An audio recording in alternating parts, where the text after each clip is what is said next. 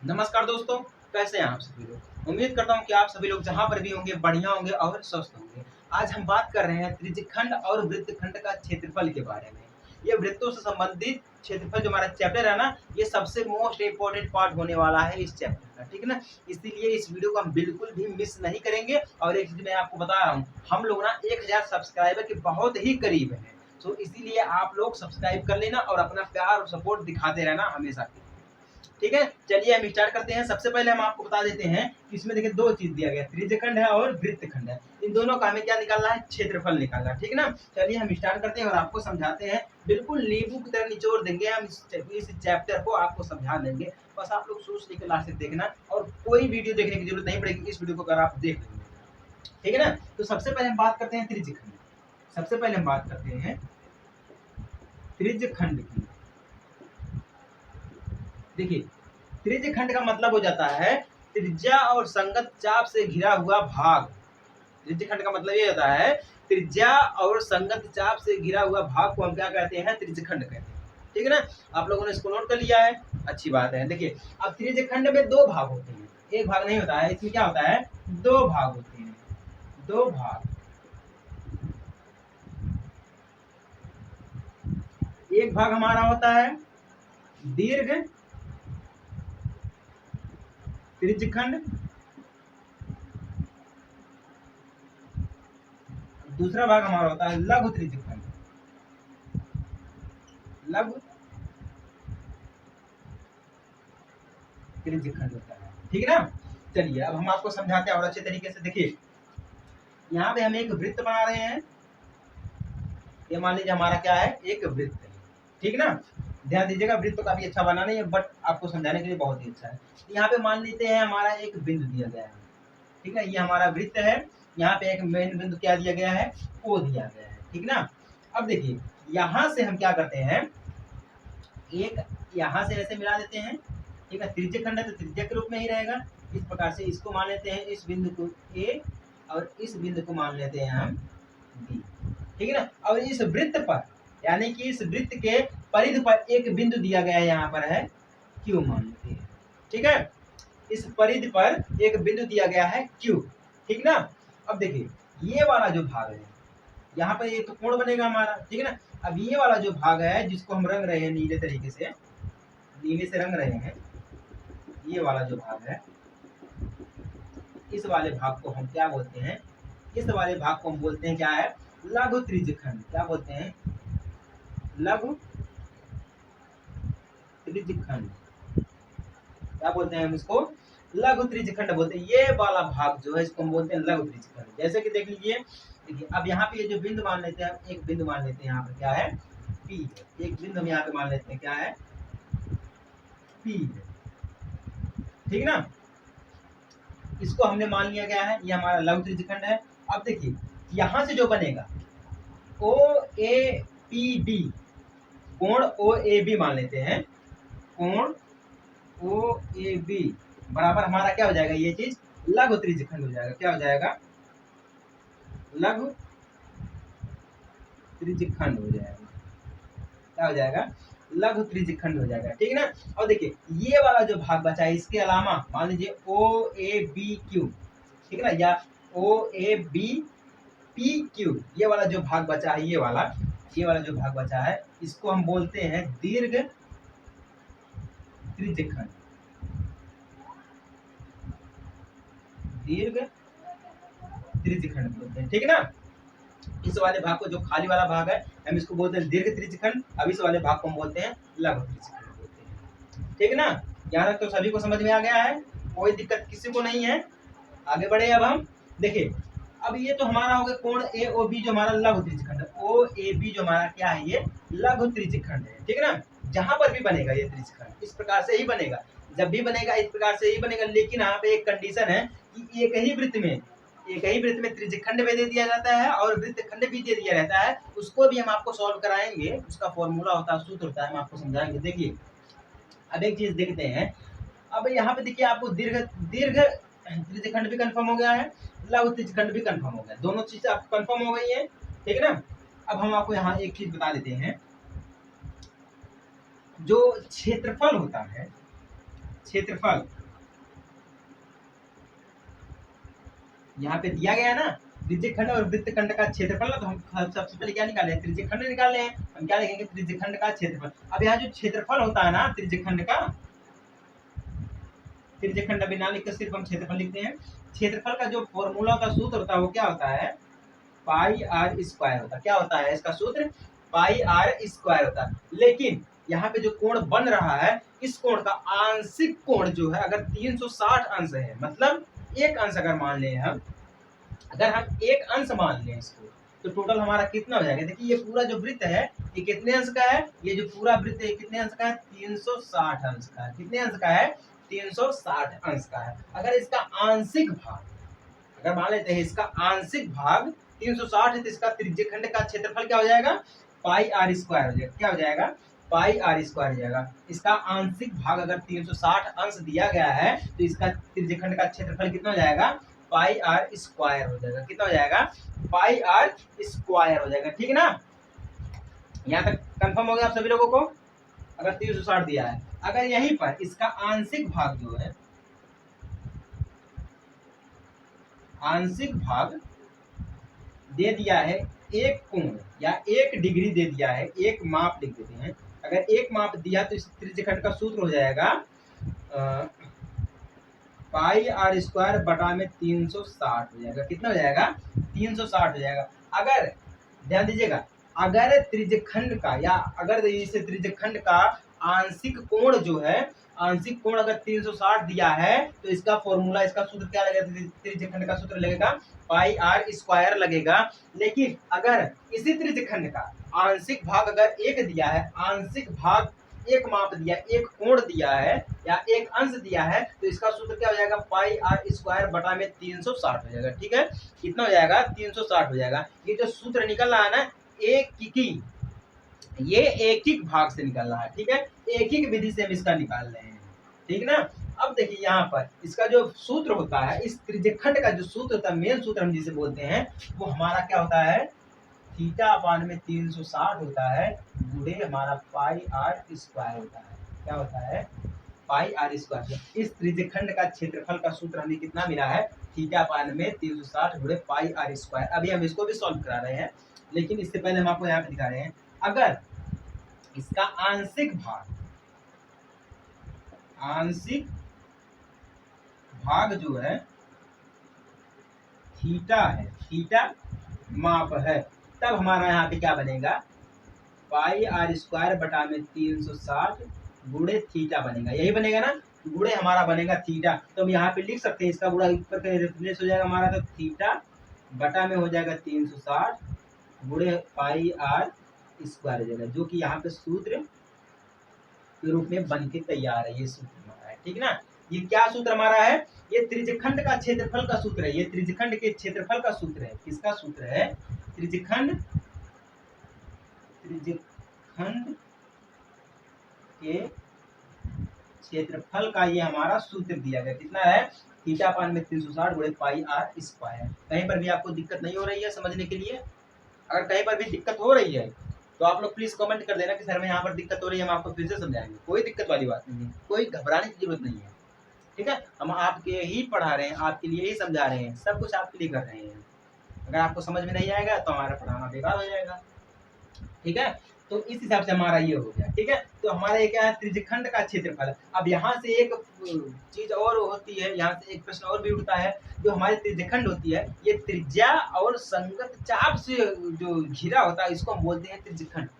क्या बोलते हैं, त्रिज्या और संगत चाप से जो घिरा हुआ भाग होता है, हम उसको बोलते हैं क्या है, त्रिज्यखंड बोलते हैं। अब यहाँ पे एक सूत्र ये भी आ रहा है, प्रश्न उठ रहा है कि अगर हमें त्रिज्यखंड का क्षेत्रफल का सूत्र मिल गया है, अब हमें संगत चाप का सूत्रफल अगर निकालना हो, हम क्या लिखेंगे, कैसा उसका सूत्रफल निकलेगा, ये भी तो प्रश्न उठ रहा है। चलिए हम इसको प्रैक्टिकली करके दिखाते हैं। देखिए, अगर कोण थीटा वाले कोई त्रिज्यखंड का संगत चाप की लंबाई अगर हमें निकालना है, ठीक है ना, कोण थीटा वाले संगत चाप की अगर हमें लंबाई निकालना है, तो उसका भी फॉर्मूला हमारे पास है, हम आपको दिखा रहे हैं, ध्यान दीजिएगा। क्या है, थीटा अपान में 360 गुणे 2 पाई आर। क्या है, टू पाई आर है। अब आप ये बोलोगे सर ये टू पाई आर कहाँ से आ गया है? टू पाई आर आपको समझाए हम। देखिए ये क्या बोला है, अगर थीटा कोण वाले संगत चाप हमारा यहीं से जाएगा, ये जो हमारा वृत्त है इसी परिध के ऊपर से ही जाएगा, ठीक ना। तो संगत चाप हमारा दिया है, कोई ऐसी वैसी बात नहीं दी है, संगत चाप दिया गया है, तो हमारा चाप यहाँ से कटेगा, वृत्त के परिध से ही कटेगा हमारा चाप, ठीक है। जब वृत्त के परिध से ही हमारा चाप कटेगा तो परिध का सूत्र होता है टू पाई आर होता है। कितना होता है? टू पाई आर होता है। इसीलिए हमारे कोण थीटा वाले संगत चाप की जो लंबाई होगी उसका सूत्र होगा थीटा पाई में 360 गुणे टू पाई आर होगा। क्या होगा? टू पाई आर होगा। समझ में आ रहा है कि नहीं? आप सब लोगों को समझ में आ रहा है कि नहीं आ रहा है? चलिए समझ में आ गया तो बहुत अच्छी बात है। नहीं समझ में आया है तो कोई बात नहीं, हम आपको फिर से समझाएंगे, बस आप लोग कमेंट कर देना। वैसे तो हमारे हिसाब से हम आपको अच्छी तरीके से समझाते हैं, बट आप अपना फीडबैक ही नहीं देते हैं, कमेंट ही नहीं करते हैं कि सर समझ में आया। समझ में आ गया तो भैया सब्सक्राइब करके कमेंट कर देना कि हमें सर समझ में आ गया। अगर नहीं भी समझ में आया तब भी सब्सक्राइब करके कमेंट कर देना कि सर हमें नहीं समझ में आया। क्या चीज़ आपको नहीं समझ में आया है वो चीज़ भी है मैं आपको समझाऊंगा, ठीक है। ये तो आपका त्रिज्यखंड जो पूरी तरह से कंप्लीट हो गया, ठीक है ना।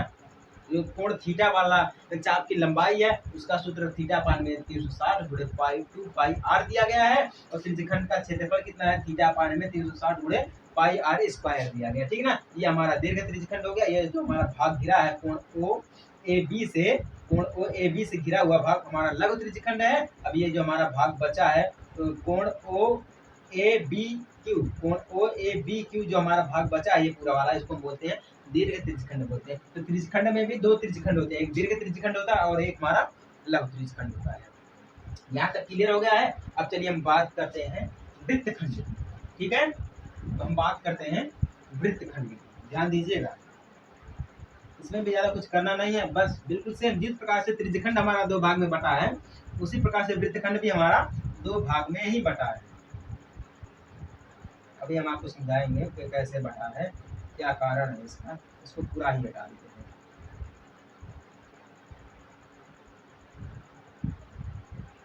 चलिए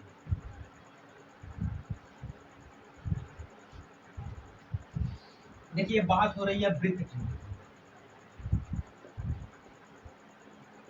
इसकी बात हो रही है वृत्तखंड की। और वृत्तखंड में भी दो भाग है, एक हमारा दीर्घ वृत्तखंड है।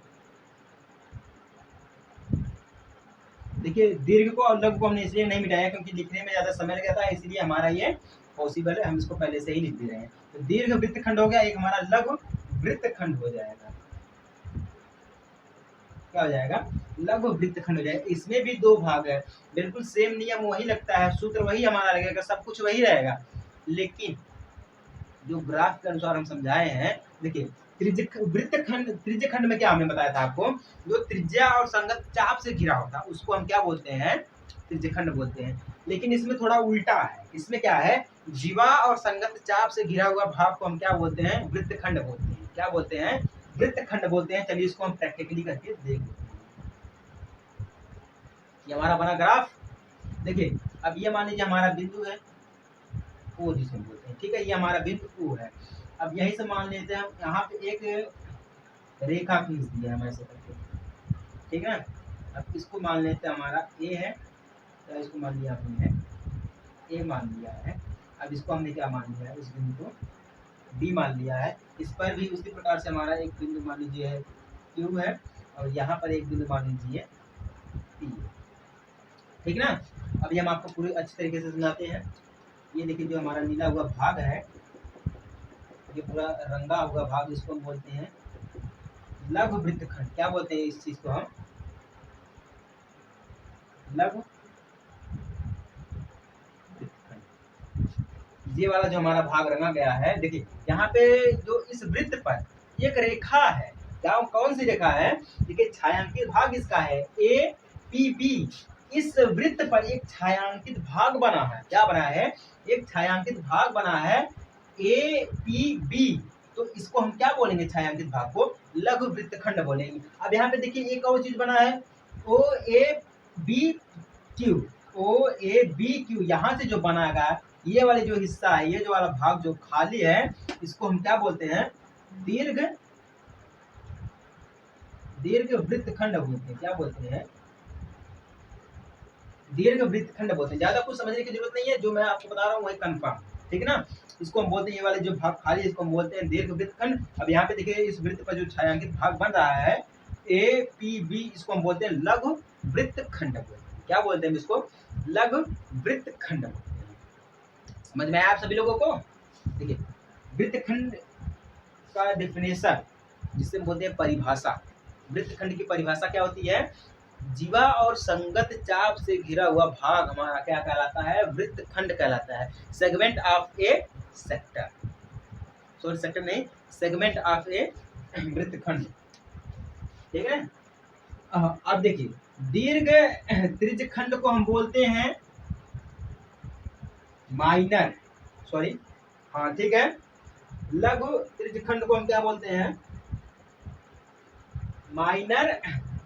लघु त्रिज्यखंड को बोलते हैं माइनर सेक्टर, और दीर्घ त्रिज्यखंड को हम बोलते हैं मेजर सेक्टर, ठीक है ना। त्रिज्यखंड को बोलते हैं। अब यहाँ पे वृत्तखंड भी दिया गया है, बस उसका उल्टा हो जाएगा, जो वृत्तखंड का मान होता है और वृत्तखंड का जो मान होता है हम उसको वहां पर रख देंगे, ठीक ना। तो समझ में आ गया आप सभी लोगों को ये चीज? चलिए जिन लोगों को समझ में आ गया वो फटाफट से सब्सक्राइब कर सकते हैं, उनके लिए कोई रोक टोक नहीं है। अब बस इतना ही है त्रिज्यखंड में। देखिए आप अगर त्रिज्यखंड को समझ गए हैं तो आप वृत्तखंड को भी समझ जाएंगे। चलिए अब आगे बढ़े हैं। अब वृत्तखंड का सूत्र क्या होता है? वृत्तखंड का सूत्र हम आपको समझा रहे हैं। देखिए यहाँ से जो हमारा वृत्तखंड है दिया गया है, लघु वृत्तखंड जो हमारा दिया गया है, या हम जिसे बोलते हैं वृत्तखंड, वृत्तखंड, ठीक है। ये हमारा क्या है? A P B, A P बराबर, ए पी बी बराबर, यानी कि वृत्तखंड ए पी बी बराबर हमारा क्या है? लघु त्रिज्यखंड, ठीक है। अब त्रिज्यखंड बराबर में इसके क्या है? त्रिज्यखंड ओ ए बी, क्या है? ओ ए पी बी, ये हमारा क्या त्रिज्यखंड है? ओ ए पी बी, ये हमारा क्या पूरा है? त्रिज्यखंड है, ठीक है ना। या इसके लिए एक और ग्राफ बना देते हैं, तब आपको आसानी होगी समझने के लिए। देखिए हम सूत्र अभी आपको समझा रहे हैं, उसके लिए ग्राफ एक बनेगा, ग्राफ हम आपको समझाएंगे। ये हमारे पास क्या है? एक इस प्रकार से वृत्त दिया गया है, ठीक है ना। वृत्त दिया गया है, यहाँ पे एक बिंदु हमारी है ओ है, यहाँ से एक ऐसे मिल गया है, एक ऐसे मिल गया है, और एक रेखा हमने ऐसे खींच ली, ठीक है ना। ये हमारा हो गया क्या है? ए है, यहाँ पे एक बिंदु हमारे पी है, ये हमारा क्या बिंदु है? बी है, यहाँ पे एक हमारा, ठीक है ना। अब यहाँ पे जो हमारा कोण है वो क्या है? वो थीटा कोण है। अब ये जो वाला भाग है, ये वाला भाग, ये हमारा क्या है? छायांकित भाग है। क्या है? छायांकित भाग है, जिसे हम बोलते हैं लघु वृत्तखंड बोलते हैं। क्या बोलते हैं? लघु वृत्तखंड बोलते हैं। अब ये वाला जो भाग है हम इसको बोलते हैं क्या? लघु त्रिज्यखंड बोलते हैं। अब ये वाला जो भाग पूरा बचा है इसको हम बोलते हैं क्या है? लघु या दीर्घ त्रिज्यखंड बोले, या हम इसको दीर्घ वृत्तखंड बोले, ठीक है ना। तो यहाँ से देखिए वृत्तखंड A O P, A P B, sorry वृत्तखंड ए पी बी बराबर हमारा क्या? त्रिज्यखंड ओ ए पी बी, ये पूरा हमारा त्रिज्यखंड आ जाएगा। ओ ए पी बी पूरा हमारा त्रिज्यखंड आ जाएगा। हम आपको समझा रहे हैं ना, देखना सूत्र हम आपको बता रहे हैं। अब हम यहाँ से करेंगे माइनस क्षेत्रफल, यहाँ का इसका जो क्षेत्रफल है उस क्षेत्रफल हम माइनस करेंगे, ठीक है। इसका जो हमारा क्षेत्रफल है, डायरेक्ट हम लिख रहे हैं, क्षेत्रफल माइनस करेंगे हम डेल्टा ओ ए बी का क्षेत्रफल, क्या है? देखिए वृत्तखंड ए पी बी बराबर त्रिज्यखंड ओ ए पी बी का क्षेत्रफल minus delta O A B का क्षेत्रफल। यहाँ पे देखिए वृत्तखंड हमारा दिया है ए पी बी, ये चीज दिया गया, इसके बराबर में क्या हमारा है? त्रिज्यखंड ओ ए पी बी का क्षेत्रफल, मतलब ओ ए पी बी, इसका पूरा का क्षेत्रफल, ये वाली जो लाइन्स गई इसको छोड़कर इस पूरे का क्षेत्रफल बराबर कर देंगे हम माइनस में, इसका पूरा क्षेत्रफल हम करेंगे माइनस में, थीटा में, कोण में हम क्या लिखेंगे? ओ ए बी। तब इसका क्षेत्रफल से इसके क्षेत्रफल से हम घटाएंगे, तब हमें पता चलेगा वृत्तखंड का सूत्र। क्या पता चलेगा? वृत्तखंड का सूत्र पता चलेगा। समझ में आया? चलिए हम इसको करके देखते हैं। देखिए अब त्रिज्यखंड ओ ए पी बी का क्षेत्रफल का सूत्र कितना होता है हमारे पास है? थीटा अपान में 360 गुणे पाई आर स्क्वायर, क्या होता है? Pi R square. तो माइनस देखिए अब ओ डेल्टा ओ ए बी का क्षेत्रफल, ओ ए बी का क्षेत्रफल कितना है? इसको हमें तो ज्ञात करना, क्योंकि हमें दिया नहीं गया है, डेल्टा ओ ए बी का क्षेत्रफल, शॉर्ट फॉर्म में लिखेंगे क्षेत्रफल, ठीक है ना।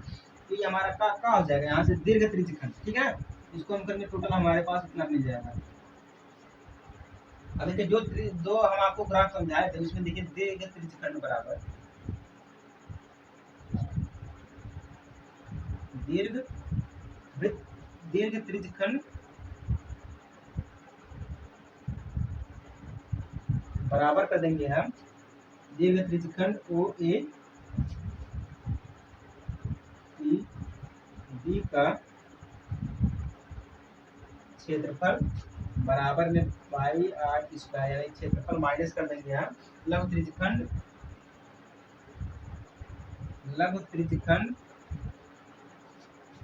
ओ ए पी बी का क्षेत्रफल माइनस इसका कर देंगे, ठीक है। तो हमारा क्या हो जाएगा, सूत्र हो जाएगा, क्या हो जाएगा, ये हमारा सूत्र हो जाएगा। सूत्र क्या है, दीर्घ त्रिज्यखंड ओ ए पी बी का क्षेत्रफल बराबर पाई आर स्क्वायर माइनस लघु त्रिज्यखंड ओ ए पी बी का क्षेत्रफल, ठीक है ना। ये हमारा हो जाता है, समझ में आएगा आप सभी लोगों को। देखिए अब हम इसको प्रैक्टिकली आपको करके दिखाएंगे, इस चीज को जो है हम आपको प्रैक्टिकली करके दिखाएंगे, ठीक है ना। प्रैक्टिकली करने का मतलब क्या है, हमें इसके लिए एक उदाहरण की जरूरत पड़ेगी, जो हम आपको उदाहरण के रूप में समझाएंगे। चलिए देखते हैं उदाहरण भी। ये हमारा उदाहरण है, इस उदाहरण से हमें पूरा कंफर्म हो जाएगा कि वृत्तखंड क्या होता है, त्रिज्यखंड हम कैसे निकालते हैं, ठीक है ना, सब कुछ कंफर्म हो जाएगा। चलिए देखते हैं क्या दिया गया है। त्रिज्या 4 सेंटीमीटर वाले एक वृत्त के त्रिज्यखंड का क्षेत्रफल ज्ञात कीजिए जिसका कोण 30 अंश है, साथ ही संगत दीर्घ त्रिज्यखंड का क्षेत्रफल भी ज्ञात कीजिए। यहाँ पे दिया गया पाई बराबर 3.14 यहाँ पर दिया गया, मान लीजिए, ठीक है ना। ये हमारा ग्राफ दिया गया है, ठीक है ना, सब कुछ हमारे पास दिया गया है। अब चलिए हम इसको सॉल्व करते हैं, यहाँ पर आपको अच्छी तरीके से समझाते हैं। आंसर हम लिखते हैं, देखिए दिया हुआ है क्या, यहाँ पे दिया है, क्या दिया है, ओ ए पी बी, क्या दिया गया है, ओ ए पी बी हमारा यहाँ पर दिया गया, ठीक है। दिया है त्रिज्यखंड, ये हमारा क्या है, त्रिज्यखंड। अब हम साथ में क्या देखेंगे, देखिए त्रिज्यखंड का क्षेत्रफल देखेंगे, ठीक है, क्योंकि हमें त्रिज्यखंड ही दिखाया गया है। क्या देखेंगे, त्रिज्यखंड का क्षेत्रफल बराबर हम देखेंगे क्या दिया गया है, त्रिज्यखंड का क्षेत्रफल क्या होता है, थीटा पाई में 360 गुणे पाई आर स्क्वायर, जैसा कि हम आपको स्टार्टिंग में ही समझा था, ठीक है ना। चलिए अब देखते हैं, थीटा बराबर हमारा क्या दिया गया, 30 अंश दिया गया है, बटे में हमारा 360 हो जाएगा, ठीक है ना। गुणे पाई का मान कितना दिया गया, यहाँ पे हमारा है 3.14 दिया गया, कितना दिया गया है, 3.14 दिया। गुणे त्रिज्या हमारी कितनी दी गई, यहाँ पर है त्रिज्या दी गई 4 सेंटीमीटर दी गई, तो हम क्या लिखेंगे 4 गुणे 4 सेंटीमीटर कर देंगे, क्या कर देंगे 4 गुणे 4 सेंटीमीटर स्क्वायर कर देंगे, ठीक है ना। ये तो हमें प्राप्त हो गया है। अब चलिए देखते हैं, इसको काटते हैं तो टोटल हमारे पास आ जाएगा, इसको हम काटेंगे, 1 0 से 1 0 कैंसिल हो गया है, ठीक है ना। तो हो गया हमारे यहाँ पे 12.5 कितना है, 12.5 बटे में हमारा आ जाएगा 3, ठीक है। इतना हमें मिल गया सेंटीमीटर स्क्वायर में, कितना आ गया है, सेंटीमीटर स्क्वायर में आ गया, बराबर टोटल अगर हम इतना करेंगे तो हमारे पास आ जाएगा 4.19 सेंटीमीटर स्क्वायर, लगभग में हमें इतना ही मिलेगा, यानी कि त्रिज्यखंड का क्षेत्रफल हमें कितना मिल गया है, 4.19 सेंटीमीटर स्क्वायर मिल गया, ठीक है। अब हमसे क्या बोल रहा है, संगत दीर्घ त्रिज्यखंड का क्षेत्रफल ज्ञात करना है। हम यहाँ पे लिखेंगे संगत दीर्घ त्रिज्यखंड, संगत दीर्घ त्रिज्यखंड, ठीक है, का क्षेत्रफल बराबर में हमारा, देखिए अब इसका सूत्रफल क्या होता है, इसका सूत्र क्या होता है, हम आपको बोले थे पाई आर स्क्वायर होता, क्या होता है, पाई आर, हम इसको स्क्वायर बोले थे, दीर्घ त्रिज्यखंड का सूत्र पाई आर स्क्वायर माइनस हमने कर दिया, यहाँ पर है त्रिज्यखंड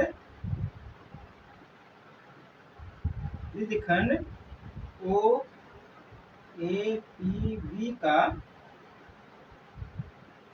क्षेत्रफल, हमने इसको यहाँ बोला था। अब देखिए पाई का मान कितना दिया गया हमारा है, पाई बराबर हमारा कितना दिया गया, 3.14 दिया गया, ठीक ना।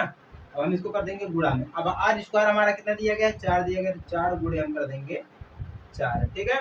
माइनस में हम कर देंगे। अब त्रिज्यखंड का जो क्षेत्रफल वो कितना है, ओ ए पी बी है। क्या है, ओ ए पी बी है। तो टोटल कितना हो गया त्रिज्यखंड का क्षेत्रफल, 4.19, ठीक है। कितना हो गया, 4.19 हो गया। टोटल हमारा हो गया यहाँ से यहाँ तक सेंटीमीटर स्क्वायर हो गया। क्या हो गया है, सेंटीमीटर स्क्वायर हो गया है। तो टोटल हमें मिल गया है 46.05 सेंटीमीटर स्क्वायर है, ठीक ना। तो टोटल जो हमारा आएगा यहाँ पर 46.1 centimetre square is the right answer, ठीक ना। सूत्रफल आप लोग नोट कर लीजिएगा, क्योंकि सूत्रफल जो बहुत ही इंपॉर्टेंट है, इसलिए हम आपको सूत्रफल बता दिए थे, ठीक है। संगत दीर्घ त्रिज्यखंड का क्षेत्रफल बराबर क्या होता है, पाई आर स्क्वायर माइनस त्रिज्यखंड ओ ए पी बी का क्षेत्रफल। ये हो गया हमारा सूत्र। अब इसी अनुसार हम रख दिए, यानी कि संगत दीर्घ त्रिज्यखंड का क्षेत्रफल कितना है, 46.1 सेंटीमीटर स्क्वायर है, और त्रिज्यखंड का क्षेत्रफल कितना है, 4.19 सेंटीमीटर स्क्वायर दिया गया है, ठीक ना। ये तो क्लियर हो गया है। देखिए किसी को कोई डाउट नहीं है, अगर किसी को कोई डाउट होगा भी तो प्लीज आप लोग कमेंट कर देना, हम आपको समझाएंगे जरूर, डाउट क्लियर कर देंगे। अब देखिएगा, अब हमें क्या समझना है, दीर्घ त्रिज्यखंड का क्षेत्रफल, दीर्घ त्रिज्यखंड का क्षेत्रफल डायरेक्टली। अब तक क्या दिया था हमने, संगत दीर्घ त्रिज्यखंड का देखा था। अब हम क्या देखेंगे, दीर्घ